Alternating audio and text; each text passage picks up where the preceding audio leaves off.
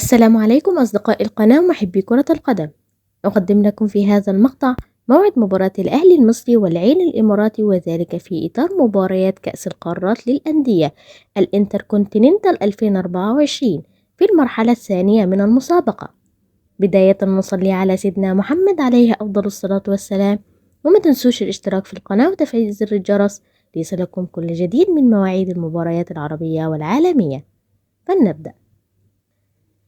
يستضيف استاد القاهرة الدولي المواجهة بين الأهلي المصري والعين الإماراتي في كأس الانتركونتيننتال للأندية 2024، حيث أطلق الفيفا على هذه المواجهة لقب كأس الفيفا لمنطقة أفريقيا وآسيا والمحيط الهادي.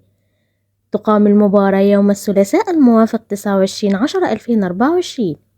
تبدأ المباراة الساعة 8 مساء بتوقيت مصر والسعودية والعراق والكويت وسوريا والأردن وفلسطين واليمن، وفي تمام الساعة 9 مساء بتوقيت الإمارات وعمان، وفي تمام الساعة 7 مساء بتوقيت السودان وليبيا، وفي تمام الساعة 6 مساء بتوقيت تونس والجزائر والمغرب.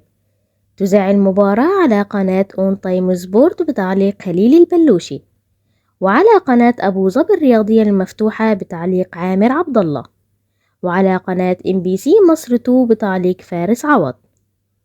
وفي النهاية ما تنسوش تكتبوا لنا في التعليقات توقعاتكم لنتيجة المباراة. شكرا لكم والسلام عليكم ورحمة الله وبركاته.